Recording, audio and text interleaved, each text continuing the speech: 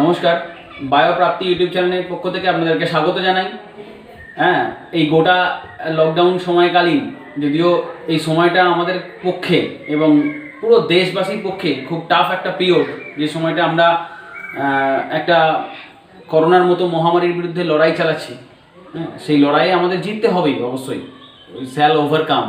ওকে, হ্যাঁ, তার মাঝখানেই আমাদের নিরলস প্রচেষ্টা ছিল যাতে তোমাদের পড়াশোনাটাকেও সমানভাবে চালিয়ে নিয়ে যাওয়া যায়।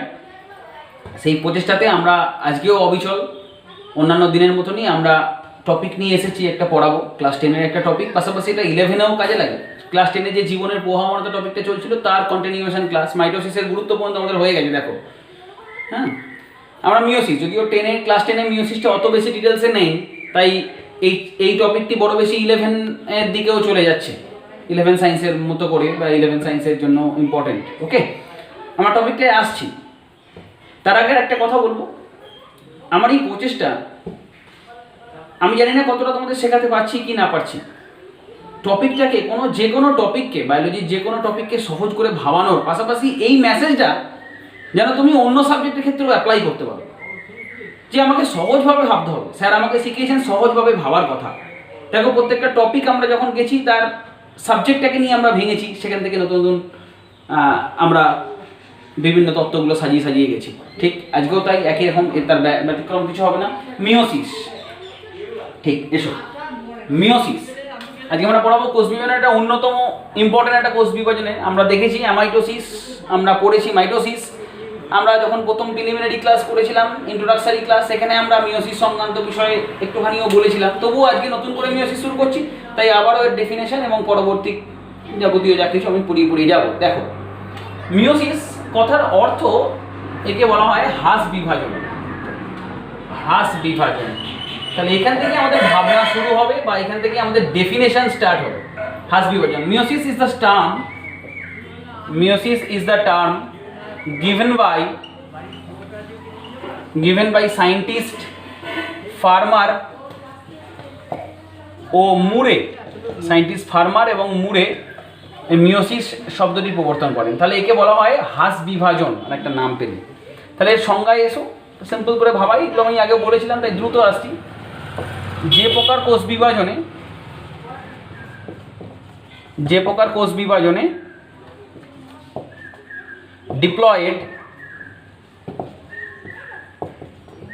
ডিপ্লয়েড কোষের মিওসিস হয়। তাহলে প্রত্যেকটা লাইন থেকে আমাদের কোশ্চেন, প্রত্যেকটা শব্দ থেকে আমাদের কোশ্চেন আসে।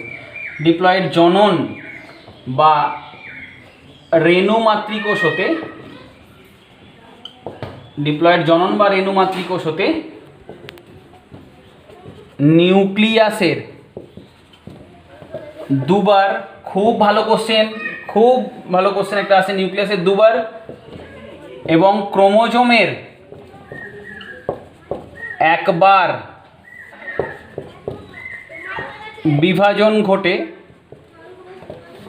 অর্ধেক ক্রোমোজোম সংখ্যা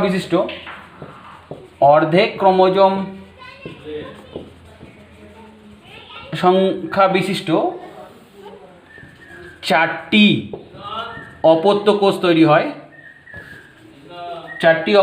তৈরি হয়, তাকে মিওসিস বলে। ওকে, ফাইন।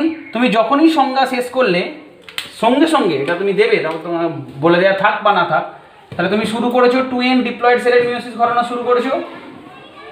মিওসিস হলো এটা, অ্যাকচুয়ালি এখানে নিউক্লিয়াসের কবার বিভাজন হয়, আমি লিখেছি নিউক্লিয়াসের দুবার বিভাজন ঘটে।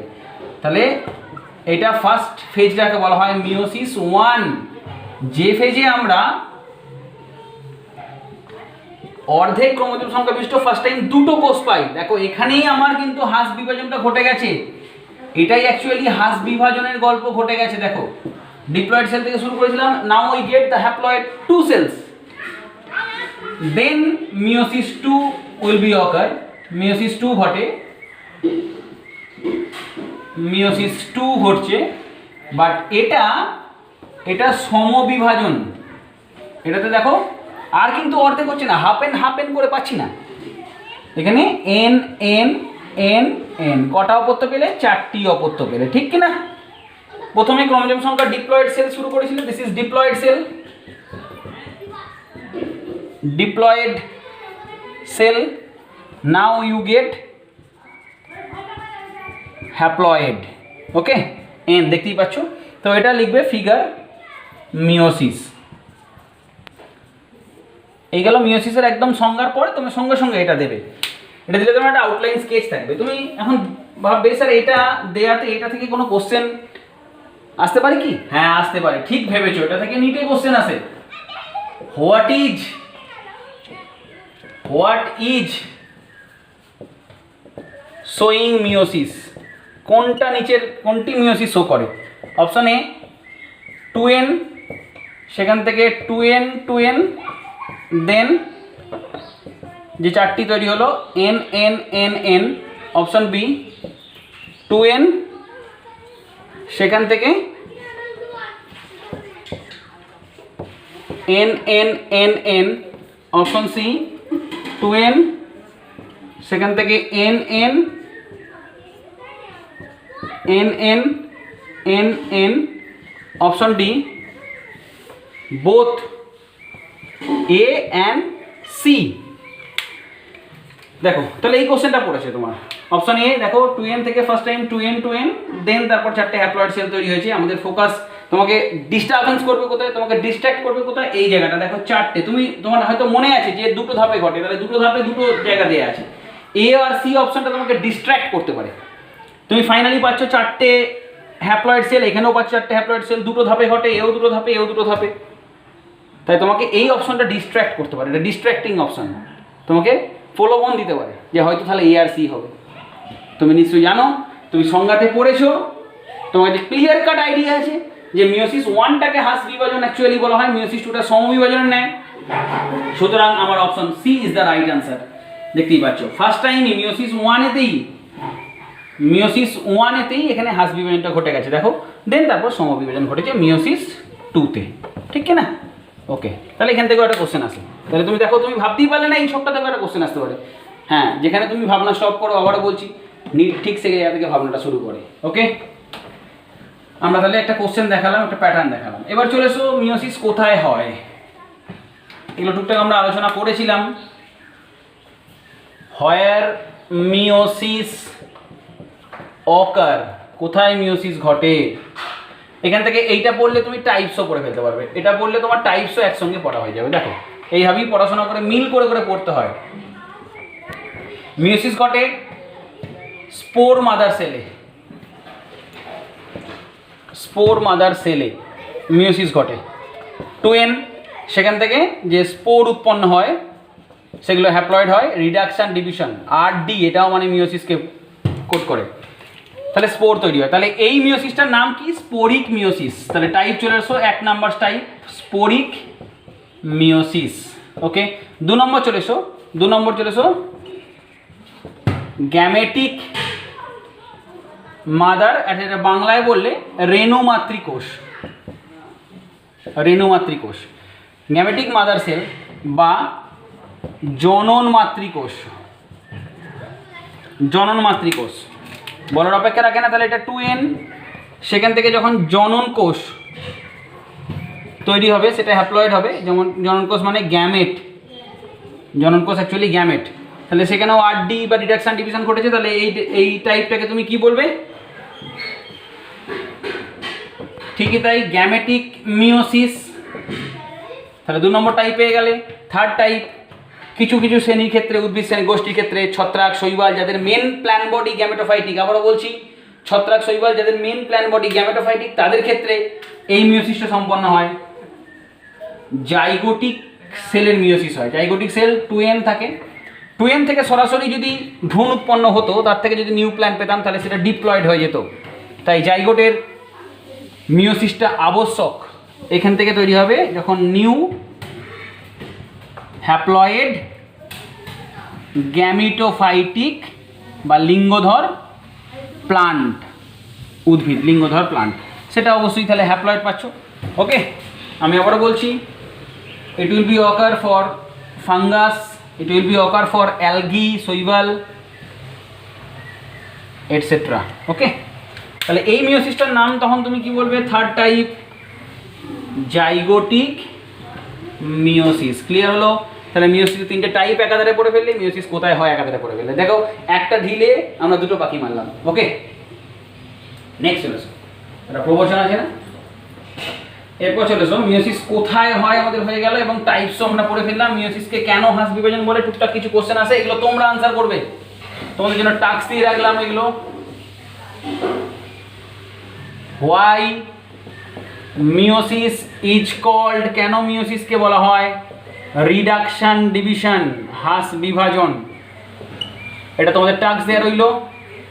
আমি পরবর্তী ক্ষেত্রে স্কুল খুললে তোমাদের দেখবো, এবং যারা অন্যান্য স্কুলের ছাত্রছাত্রীরা যারা আমার চ্যানেলটাকে সাবস্ক্রাইব করেছো এবং দেখছো, বা তোমরা কন্টিনিউয়াসলি কমেন্ট বা শেয়ার করছো, তাদের জন্য তোমরা সংশ্লিষ্ট তোমাদের টিচারকে দিয়েই এটা দেখিয়ে নিও, ঠিক আছে? আমার তো সবাই কাছে যে দেখা সম্ভব নয়।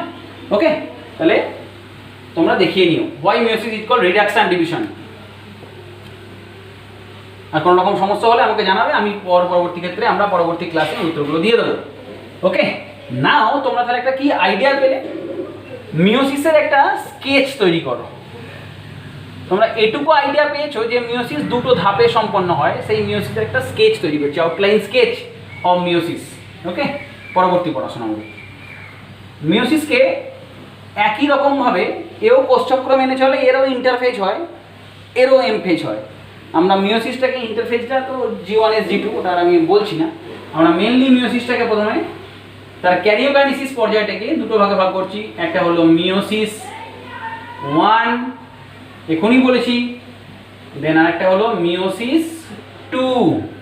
ওকে, খুব সুন্দর, এখান থেকে অনেক কোশ্চেন আছে, দেখে যাও খালি। মিওসিস 1, মিওসিস 1 এর 4টে পর্যায়,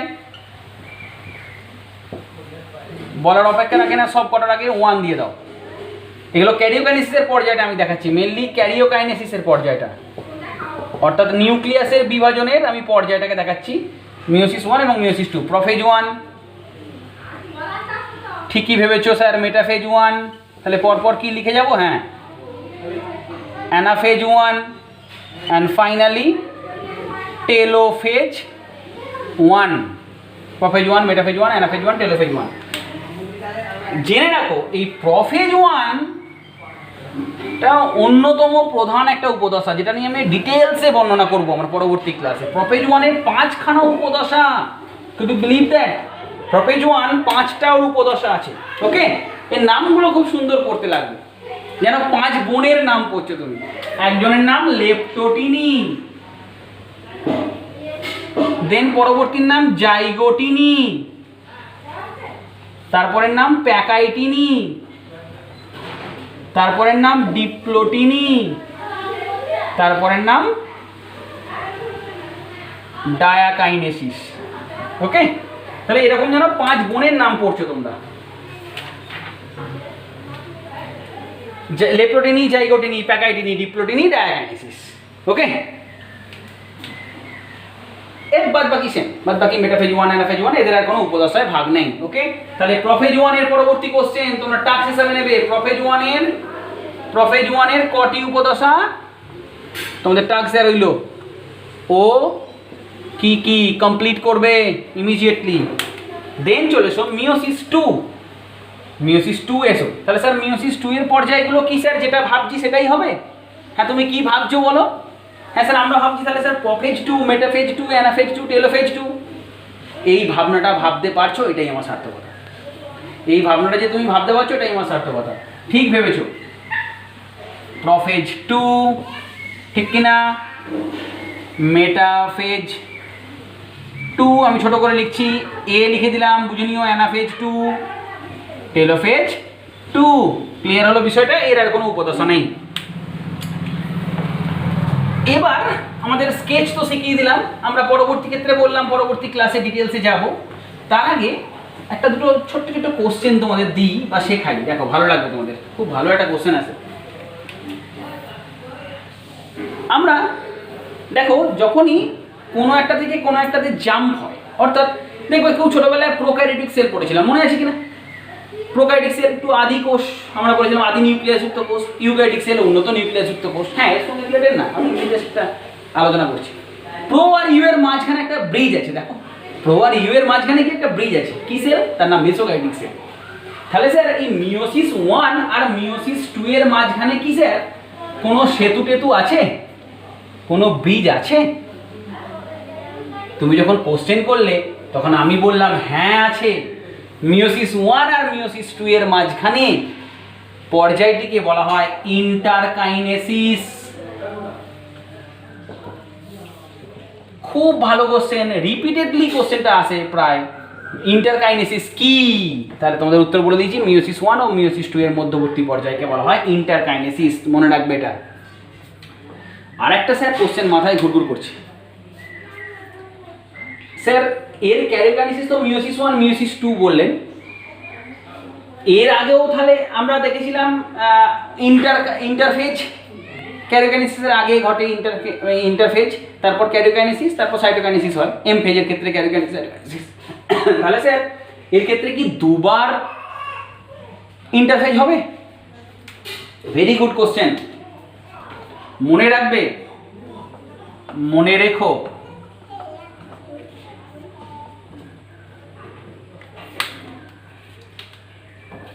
কখনো দুবার ইন্টারফেজের গল্প থাকে না। মিওসিসের ক্ষেত্রে